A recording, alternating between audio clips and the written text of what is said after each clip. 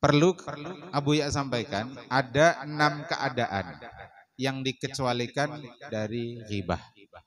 Sebagaimana dijelaskan oleh Imam An-Nawawi dalam kitabnya Riyadhus Shalihin. Yang pertama adalah at-tazallum. Jadi maksudnya apa tazallum? Seseorang mengadu kepada sahibul wilayah, sahibus salahiyah. Seseorang mengadu kepada orang yang memiliki kewenangan, memiliki kemampuan untuk menghilangkan kezaliman. Entah itu sultan, ya, lain Sultan Haris bukan. Tapi sultan maksudnya adalah penguasa. Termasuk qadhi, ya hakim, supaya orang yang zalim itu diperkarakan di pengadilan. Atau pimpinan pondok pesantren, agar kemudian kalau ada yang zalim membuli kawannya misalkan diberikan hukuman. Nah, intinya dia melaporkan kepada sahibus salahiyah, pemilik kewenangan, untuk memberikan hukuman, untuk menghilangkan kezaliman. Lalu ketika itu dia cerita, Buya si Anu begini-begini, ulun diperlakukan begini-begini. Nah, itu tidak termasuk dalam kategori ghibah. Satu. Yang kedua, tidak termasuk ghibah adalah al-isti'anatu ala taghyiril munkar wa raddil 'asi ila shawab. Jadi tidak termasuk munkar ghibah jika itu dalam upaya untuk mengubah kemungkaran dan mengembalikan dari orang yang asalnya ahli maksiat menjadi orang yang ahli taat. Dengan maksud adalah untuk menghilangkan kemungkaran. Itu yang kedua. Kemudian yang ketiga, tidak termasuk dalam ghibah adalah istifta, yakni meminta fatwa. Jadi misalkan seorang istri berkata kepada seorang mufti, wahai syekh, wahai mufti, suami saya Fulan bin Fulan, dia sebut nama suaminya, itu memperlakukan saya begini. Maka harusnya yang saya lakukan apa? Atau seorang santri cerita, ayah saya begini Abu Ya, ibu saya begini. Nama ayah saya ini, nama ibu saya begini. Apa yang harusnya saya lakukan sebagai anak? Nah, dia minta pendapat tentang apa sikap yang harus dia lakukan. Maka itu boleh. Meskipun jika tanpa ta'yin, tanpa menyebutkan nama, itu lebih afdal.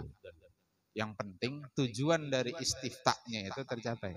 Kan tujuannya tadi adalah dia meminta fatwa, meminta bayan, minta penjelasan. Sikap dia harusnya apa terhadap orang yang berlaku begini terhadap dia. Tanpa menyebutkan nama, tanpa menta'yin, tercapai maksudnya, yakni sikap dia. Itu lebih afdal. Meski kalau dia cerita itu boleh, dia sebut nama boleh, dan tidak termasuk ghibah. Hindun itu pernah mengadukan suaminya kepada Rasulullah. Hindun punya suami namanya Abu Sufyan. Ya Rasulullah, inna Abu Sufyan rajulun syahihun. Wahai Rasulullah, Abu Sufyan, suami saya itu adalah seorang laki-laki yang pelit, seorang laki-laki yang kikir. Jatah nafkahnya tidak cukup untuk saya dan anak-anak saya. Maka kata Rasulullah apa? Ambil hartanya sekira itu cukup untuk dirimu dan anak-anakmu. Jadi seorang istri boleh mengambil harta suaminya tanpa izin, karena itu hak dari si istri. Ketika si suaminya itu kikir, pelit, tidak cukup untuk nafkah. Jadi di sana Hindun menceritakan suaminya langsung dengan menyebut namanya, Inna Abu Sufyan rajulun syahihun ya Rasulullah. Yang ketiga. Kemudian yang keempat, tidak termasuk ghibah adalah tahdzirul muslimin minasyarr wa nasihatuhum. Mentahdzir, bersikap agar kaum muslimin itu berhati-hati dari syarr, dari keburukan. Dan itu menjadi nasihat bagi mereka, bagi kaum muslimin. Misalkan ada rawi dalam ilmu hadis yang periwayatannya itu buruk, yang periwayatannya itu cacat. Dia misalkan bahkan biasa berdusta. Nah, maka ini perlu disampaikan. Fulan bin Fulan orangnya muttaham bil kadzib, tertuduh berdusta. Fulan bin fulan orangnya mungkar. Fulan bin fulan dhaiful hadis. Fulan bin fulan matrukul hadis. Fulan bin fulan dajjal.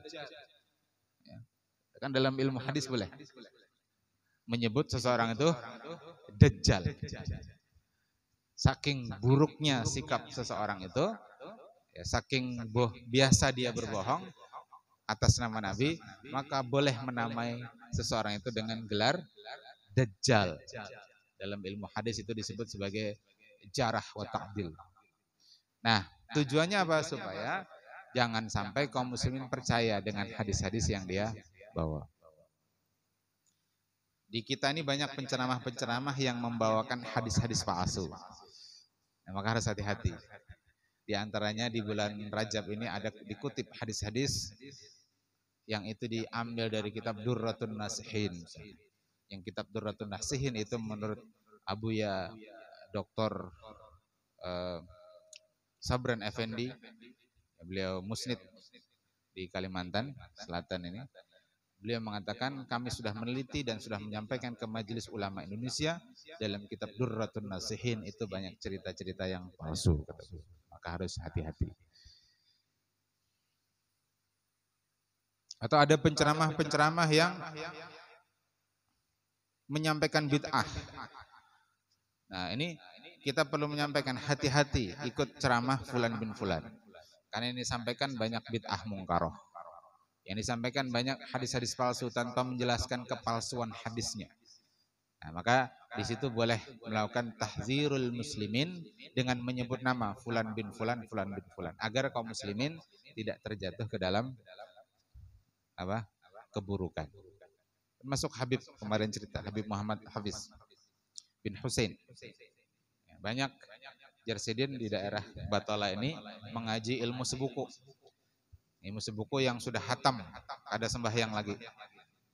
Cukup menebus ijazah seharga 2.500.000, maka sudah khatam dia. Tidak perlu lagi sholat. Nah, itu kalau ada pengajian-pengajian begitu kata beliau, ya jangan diumpati. Karena sudah hatam tadi, ada sembahyang lagi. Makanya kalau antum cermati ceramah beliau kemarin menekankan tentang syariat, hakikat itu dua hal yang tidak bisa dipisahkan. Karena ada orang-orang yang mengaku sudah sampai kepada makom hakikat, makom ma'rifat, lalu meninggalkan syariat. Ada aja sih. Ada di sekitar kita bahkan. Ada di sekitar kita. Sidin menyebut. Nah, maka yang seperti ini perlu ditahdzir untuk menjelaskan. Ini penceramah yang su'ul adab dalam majelis, tertawa, terbahak-bahak.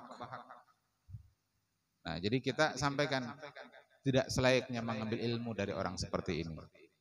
Nah, itu tahzir kepada kaum muslimin agar dia hati-hati. Kemudian yang kelima, tidak termasuk dalam kategori ghibah ayyakuna mujahiran bi fisqihi au bid'atihi ka mujahiri bi syurbil khamri. Jadi kata Imam Nawawi, tidak termasuk ghibah membicarakan terhadap orang yang sudah mujahiran, sudah jahar, sudah nampak jelas kefasikannya dan kebid'ahannya. Beliau contohkan seperti orang minum khamar, atau seperti orang yang wa akhdil maksi, orang yang memungut pajak, ya, memungut cukai. Bahkan pajak itu dijadikan sumber pemasukan utama bagi APBN, anggaran belanja anggaran pendapatan dan belanja negara. Itu jelas zalim. Kata Imam Nawawi, bahkan innal maksa, sesungguhnya memungut pajak dengan cara memaksa lewat undang-undang. Kalau enggak bayar didenda. Abqahuz dzunubi wal ma'asi, kata beliau. Itu adalah zunub, dosa, dan maksiat yang paling tercela, yang paling abqah. Nah, jadi kalau ada penguasa yang memungut bahkan memaksa pajak, daulahnya jadi daulah jibayah, ya, negara yang memaksa dengan membayar pajak, itu kefasikan dan kezaliman yang nyata. Nah, Kalau kemudian seorang dai, seorang ustadz menceritakan keburukan kebijakan penguasa yang seperti ini tidak dihukumi sebagai ghibah. Jelas? Jelas ini? Nah, jadi jangan katakan, oh Sidin ini suuzon. Bukan suuzon. Ini jelas sudah. Mujahiron bi fisqihi, dalam hal kefasikannya. Jelas sudah. Rakyat dipajaki. Apa-apa dipajaki. Bahkan kuburan saja dipajaki. Di Jakarta itu kuburan dipajaki. Gak bisa bayar pajak, dibongkar. Ya, saking zalimnya. Wajibayatil amwal zulman, termasuk mengambil harta orang lain, mengambil harta rakyat dengan cara yang zalim. Maka itu juga kalau dibicarakan maka bukan termasuk sebagai ghibah. Dan yang keenam, yang terakhir, itu adalah ta'rif, untuk memperjelas, mengenal seseorang. Jadi misalkan begini, ada orang a'mash. A'mash itu orang yang buruk pandangannya, buta. Ada seorang ahli hadis itu namanya Imam Al-A'mash. Itu digelari dengan Al-A'mash. Atau digelari dengan Al-A'raj. Orang yang pincang. Maksudnya begini, misalkan begini. Ada 5 orang namanya Hafiz. Ya, di pondok kita ada 5 orang namanya Hafiz. Lalu ada yang ngomong, si Hafiz tadi begini-begini. Lalu nanya yang lain, Hafiz yang mana?